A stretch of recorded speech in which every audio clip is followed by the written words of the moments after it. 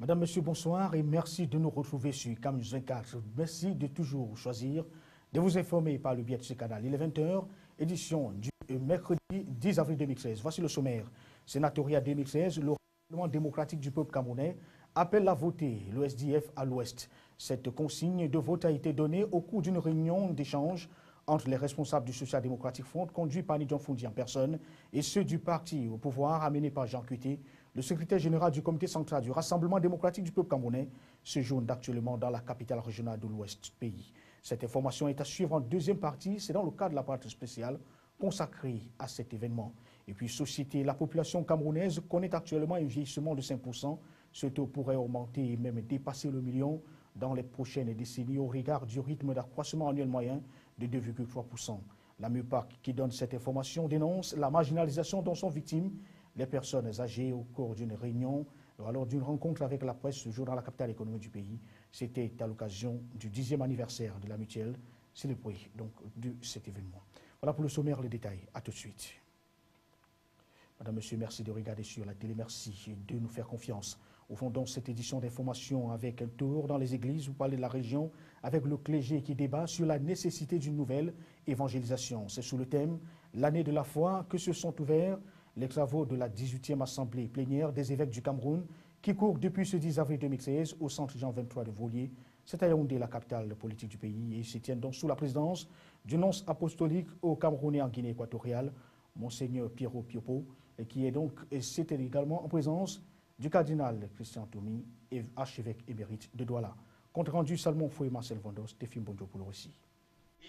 Ils sont venus des dirigeants ecclésiastiques du Cameroun pour débattre pendant 4 jours avec certains prêtres et de nombreux spécialistes du droit canonique de la nécessité d'une nouvelle évangélisation au sein de la communauté catholique romaine du Cameroun.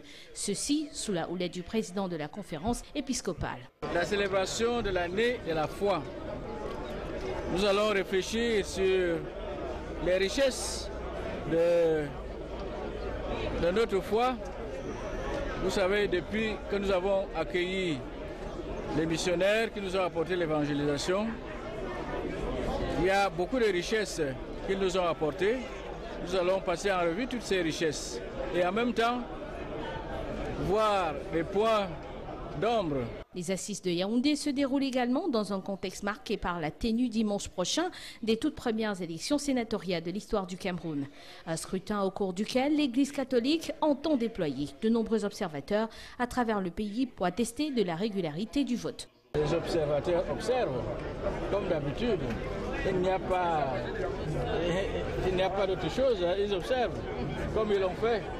Et nous attendons qu'ils se déploient sur le terrain et qu'ils nous rapportent ce qu'ils auront observé.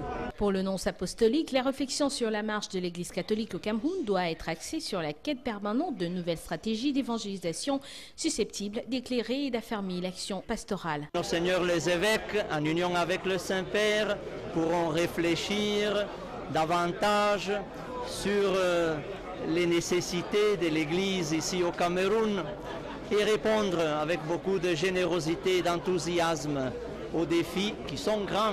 Face à la concurrence féroce que leur imposent les églises dites réveillées, l'épiscopat camerounais n'entend pas baisser les bras.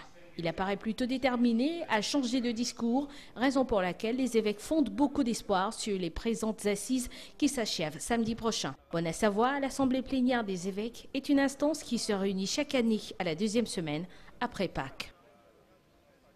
La population camerounaise connaît actuellement un vieillissement de 5%. Ce taux pourrait augmenter et même dépasser le million dans les prochaines décennies au regard du rythme d'accroissement annuel moyen qui est aujourd'hui de 2,3%. Cependant, les politiques et programmes étatiques ne prennent véritablement pas en considération la situation correcte des besoins des personnes âgées, d'où leur clochardisation. La conclusion est faite par la MUPAC qui a donné cette information et elle donnait cette information donc pour dénoncer la marginalisation dont sont victimes les personnes âgées. C'était au cours d'une rencontre avec la presse à Douala et c'était à l'occasion du 10e anniversaire de la mutuelle des personnes âgées célébrée ce 10 avril 2013. Explication Jean-Jacques Ondoa, Sadou Mamoudou.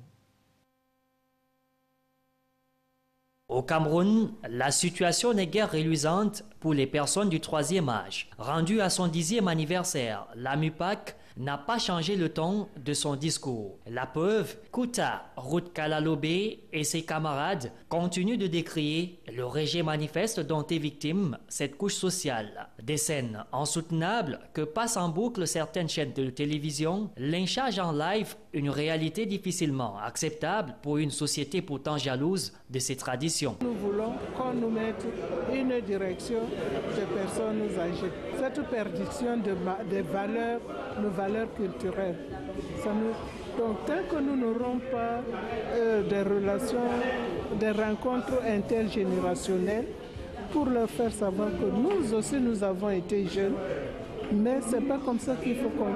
C'est pour notre pays, c'est pour le développement. C'est que ces derniers ont du mal à s'expliquer certaines pratiques. Des vieillards au regard hagard sont traités comme des bêtes de somme et pour des motifs jamais établis sont sans cesse livrés à la verdicte populaire sous d'autres cieux. Ils sont accusés de sorcellerie, jetés en pâture comme des animaux à la boucherie. Les jeunes se prennent déjà trop la tête.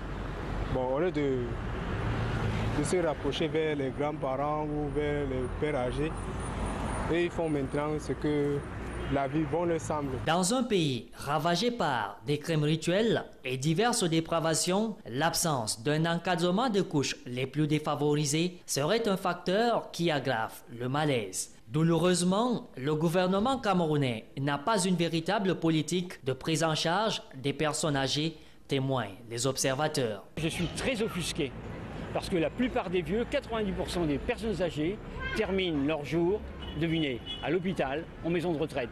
Ça veut dire que les enfants comme les petits-enfants, à partir du moment où les grands-parents, les personnes âgées, deviennent un fardeau, on les met dans des maisons et on s'en débarrasse. Alors, au-delà de cette célébration, la question demeure. Qui viendra donc rétablir la relation intergénérationnelle d'antan qui, sans sourciller, comptait avec aise, je cite, « Les vieillards sont utiles pour la société car un qui meurt est une bibliothèque qui brûle. »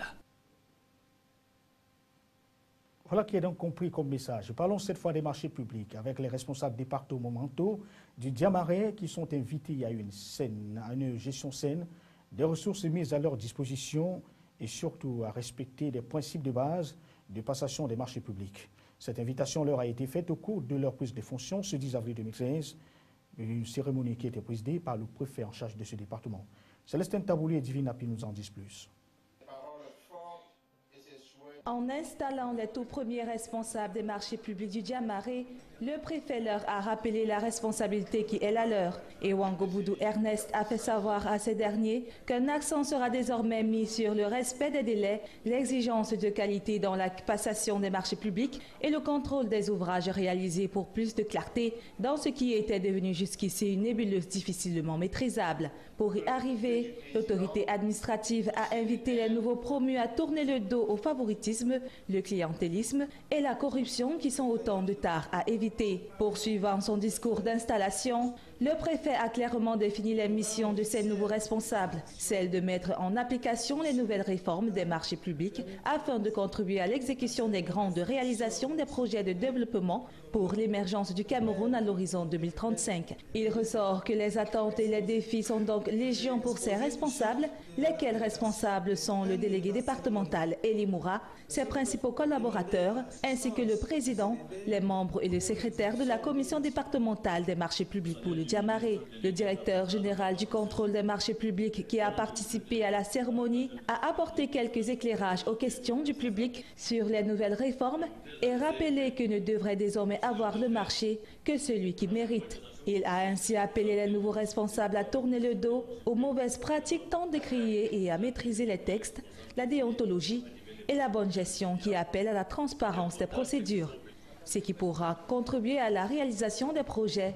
répondant à l'exigence des règles de l'art. Dans la circulation routière, le transport public par moto est perturbé depuis ce matin dans la capitale régionale du Nord à Garoua. Les motos-taximens sont en grève et cette situation paralyse bien la ville et qui n'a pour seul moyen de transport public et que l'engin deux roues, à part la mise en place récente des bus par la régie autonome des transports de la même localité. Suivons donc le compte rendu que nous livrent ici Giscard Manbonnier et Apollinaire Zoubembon qui ont suivi l'exercice des grévistes qui annoncent d'ailleurs une grève illimitée si leurs revendications ne sont pas prises en compte. De la poste centrale sur l'axe Maison de la Radio ou encore Pompomré au carrefour Tassa-Guinadi, ou même l'axe Béac, rond-point Yéloa, la caravane Garoua morte en transport public est visible. Les mototaximens qui l'ont engagé depuis ce matin se plaignent du contrôle des pièces exigibles, notamment la vignette que les forces de l'ordre ont instaurée à la demande des autorités locales en charge du transport. La caravane a sillonné toute la ville de Garoua, mais avec un point de rencontre, l'esplanade des services du gouverneur du Nord. Ici, ils ont voulu partager leurs préoccupations avec l'ordinaire des lieux. Reconnaissant toutefois que ce contrôle est normal, les mototaximens qui ont manifesté dans l'ordre, hormis quelques perturbations de la circulation dans les premières heures de la grève, ils ont annoncé la reprise d'autres initiatives ce jeudi. Le bras de fer semble donc déclenché pour contraindre les autorités à demander aux policiers de cesser l'arnaque que dénoncent les grévistes. On nous arrête. Quand tu tiens ton papier, on te donne l'amende de 25 000 pour rien. Bon, quand tu tiens le plaque CEMAC, on t'arrête. Même si tu as le viette, on t'arrête. Le problème, il veut seulement que tu payes 25 000 d'amende pour rien. Mode de transport public le plus préféré de la ville, la grève des mototaximens a compromis sur le bon déroulement des activités économiques. Les citadins ont été contraints d'effectuer de longues distances à pied sous la canicule.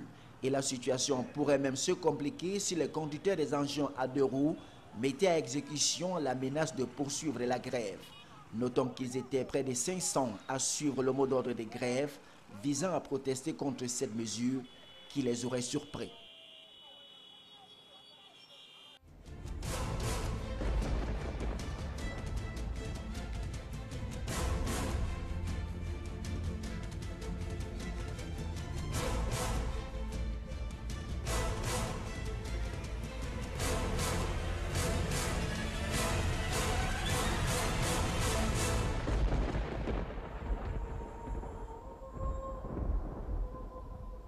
À l'ouverture de cette page spéciale réservée à l'actualité relative, à l'actualité autour du Sénat, donc l'élection est annoncée dans quelques jours, le comité central du Rassemblement démocratique du peuple camerounais invite les conseillers municipaux à voter la liste du SDF dans la région de l'Ouest Cameroun.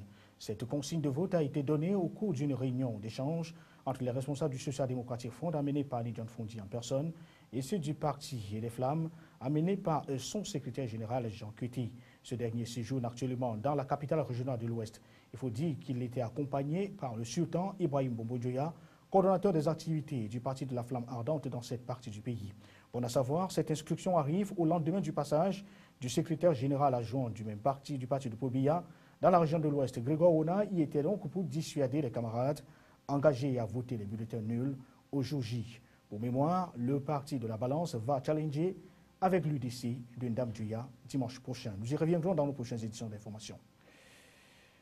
La mairie de Douala 3e rassure les candidats RDPC au sénatorial. La réunion de concertation sous fond de séance de travail de ce jour était aussi une invite aux formations politiques membres du conseil municipal de Douala 3e de faire un vote utile en mettant leur voix au profit du parti au pouvoir. Donada Nouzoa et José Ngongan nous en disent plus. C'est un accueil de grand jour qui est réservé au premier candidat sénateur de l'histoire parlementaire du Cameroun par le conseil communal de Douala 3e. L'exécution d'un extrait de l'hymne national précède le ballet d'allocution ouvert par le président de la section RDPC de Douala 3e. Pour le camarade Mangazan, le caractère historique du scrutin du 14 avril prochain impose un vote à 100% aux conseillers municipaux RDPC du Vouri.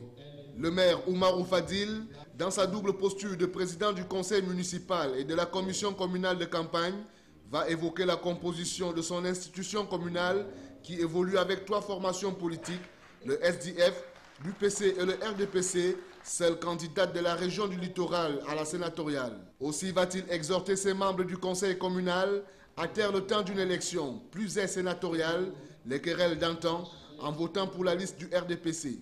L'intervention du membre du comité central, Hervé Emmanuel Com, sera orientée sur la définition et le rôle même du Sénat. Quant aux grands électeurs, acteurs majeurs du 14 avril, des conseils pratiques relatifs au scrutin leur seront prodigués par le président de la commission départementale de campagne dans le Vouri. La grande messe politique de bénédiction organisé à la mairie de Douala 3e à l'intention des candidats RDPC au sénatorial s'achève avec la présentation des membres de la liste conduite par Geneviève Chouès.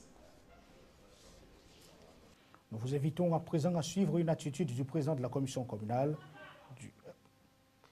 Madame, Monsieur, c'est une information sur laquelle nous reviendrons au cours de nos prochaines éditions d'information. Le département du Faro, avant les élections sénatoriales, proprement dites, connaît bien la liste pour laquelle il va donc voter. Appelé le chef-lieu du dit département, les militants RDPC réunis à la permanence du parti ont communié avec les candidats en lice. Dans leur caravane, de rencontres des électeurs et des sensibilisations des militants sur les élections sénatoriales, ils ont demandé le soutien formel du collège électoral du Faro et même du Mayori. On fait le point avec Giscard Aman Bonnier et Apollinaire Zobenbon. L'étape de Poli est la deuxième après Rebouba dans le Mayori. En tenue du parti, d'un visage reluisant et se félicitant des efforts de mobilisation faits jusque-là par leur parti au niveau local, les membres du RDPC de la section Faro Est à Poli et Faro Ouest à Beka ont reçu le message fort de la campagne pour les élections sénatoriales de leur parti. Une campagne dont l'objectif à Mayori et à Poli est de voter à 100% les listes du RDPC dans le Nord, dont la tête de liste est Youssoufa Dawa. Maintenant qu'on est en campagne électorale, nous avons jugé utile que nous n'étions pas venus dans le Mayori. Et nous sommes venus maintenant pour rencontrer non seulement les conseillers municipaux du Mayori et les 4 communes RDPC du Mayori, mais rencontrer le président régional. Au cours de cette cérémonie, comme les précédentes, les candidats au sénatorial dans le Nord et leurs suppléants issus de toutes les régions ont été présentés. Au nom de ses pairs, la tête de liste Youssoufa Dawa a sollicité le suffrage des conseillers du Faro. Le RDPC s'engage donc dans cette bataille, non pas en victime résiliée, mais avec tout optimisme, compte tenu de sa majorité dans le Nord, avec près de 800 conseillers municipaux. Le président de la commission départementale de la campagne du RDPC dans le Faro, le docteur Alabira Mohamed, a émis le vœu de voir les conseillers voter dans les normes et avec l'esprit de défense de la vision d'un Sénat de grande réalisation dont rêve le RDPC.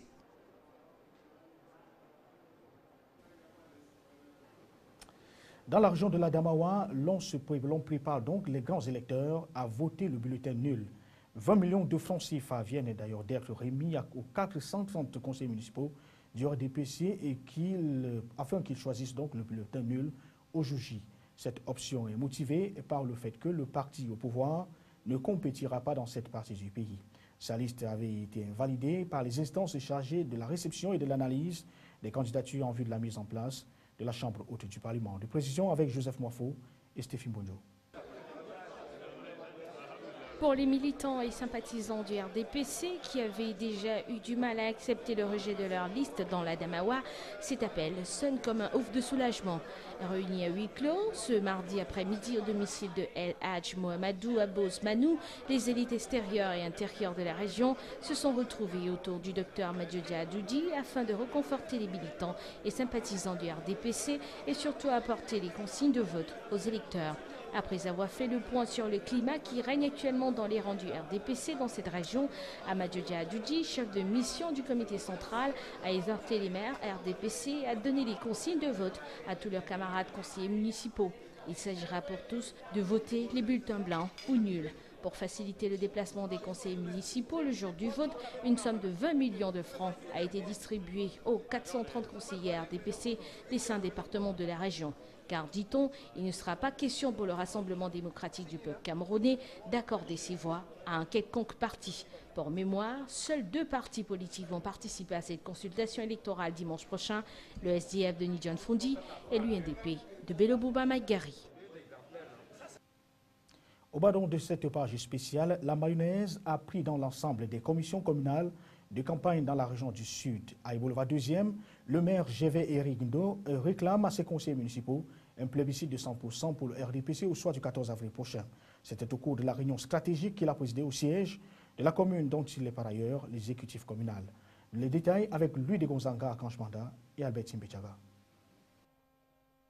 En lançant la campagne dans sa circonscription, le maire de la commune de Beloua, premier président de cette commission, a rappelé aux 29 électeurs les enjeux de cette élection qui permettra, selon lui, au chef de l'État de conduire efficacement son projet de société pour le Cameroun. Aussi, il a conclu qu'il n'y a pas match entre le RDPC et l'opposition. Je voudrais vous dire, comme je le sais de le dire depuis l'annonce de ces élections, qu'au sein de notre conseil, nous allons voter 100% pour la liste du RDPC. Vous savez, nous sommes une émanation d'un parti qu'est le RDPC. Le RDPC nous a tout donné. Au moment où ils ont donc besoin de nous, nous devons réagir. Cependant, l'homme politique averti prend acte du phénomène de chantage qui peut provenir de quelques conseillers municipaux. Ah ben, ça ne peut pas manquer. Là, c'est une sauce interne. Ça veut dire que c'est comme une équipe de football qui va à un match qui exige des primes de match gagné. Ça ne veut pas dire qu'ils ne sont plus de cette équipe, mais ils exigent un traitement qui va leur permettre de faire aisément leur travail. Néanmoins, il reste confiant car le parti est prêt à faire face à toute éventualité.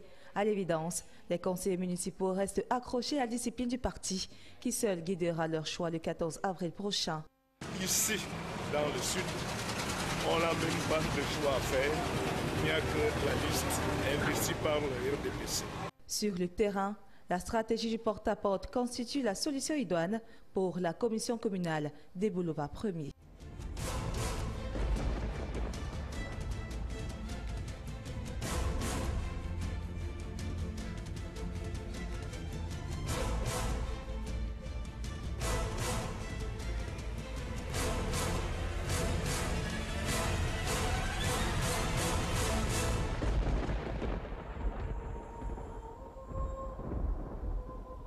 À l'étranger, dans cette édition d'informations sur Camille 24, on parle politique avec François Hollande qui se veut plus intraitable.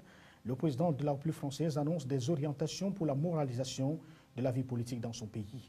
En Iran, c'est un séisme qui fait près de 40 morts et les opérations de sauvetage, quant à elles, viennent donc de point de fin. En Corée, malgré les menaces, le tourisme de guerre ne connaît pas la crise à la frontière intercoréenne. L'essentiel de l'actualité internationale, c'est une livraison de l'AFP. François Hollande intraitable après le scandale Cahuzac, création d'une haute autorité chargée de contrôler le patrimoine des ministres et mobilisation contre les paradis fiscaux. Telles sont les grandes lignes du projet de moralisation de la vie publique voulu par le président. Il sera présenté en Conseil des ministres le 24 avril et discuté au Parlement avant l'été. L'Iran compte ses morts après le terrible séisme qui a touché mardi une zone rurale du sud du pays. Alors que les opérations de secours se sont achevées, un dernier bilan fait état d'au moins 37 personnes tuées et 850 blessées. Située à quelques 90 km au nord de la zone d'impact, la seule centrale nucléaire du pays n'a pas été touchée selon les autorités. Faisant fi des menaces de la Corée du Nord, des centaines de touristes affluent tous les jours à la frontière intercoréenne, dernier symbole de la guerre froide. Un long mur hérissé de miradors, des mines de ci de là, un tunnel d'invasion secret, tous s'enthousiasment d'être aux premières loges. Amateurs d'histoire ou de frissons peuvent même apercevoir à la jumelle le voisin belliqueux. 6e jour du procès de la collision d'Allinges sur les lieux de l'accident en Haute-Savoie. Le tribunal a scruté pendant 1 heure le passage à niveau où 7 collégiens ont trouvé la mort en 2008 lors d'un choc entre leur car et un TER. Le chauffeur du car, la SNCF et Réseau Ferré de France sont poursuivis. Le procès doit se terminer vendredi. Peau d'âne, les Demoiselles de Rochefort, les Parapluies de Cherbourg, la Cinémathèque française rend hommage au réalisateur Jacques Demy jusqu'au 4 août. Mise en scène avec l'aide de son épouse Agnès Varda et leurs enfants, cette rétrospective dévoile son monde enchanté à travers des projections de films, des reconstitutions de décors et des objets, le tout accompagné des célèbres musiques de Michel Legrand. À la une de cette édition d'information, il est donc à retenir pour les sénatoriales 2013 que le Rassemblement démocratique du peuple camerounais appelle à voter le SDF dans la région de l'Ouest. Cette consigne de vote a été donnée au cours d'une réunion d'échange entre les responsables du Social Democratic Front conduit par John Fundi himself et ceux du parti au pouvoir mené par Jean Kueté.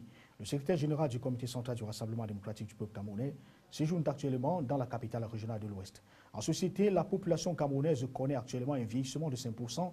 Ce taux pourrait augmenter et même dépasser le million dans les prochaines décennies au regard du rythme d'accroissement annuel moyen de 2,3%.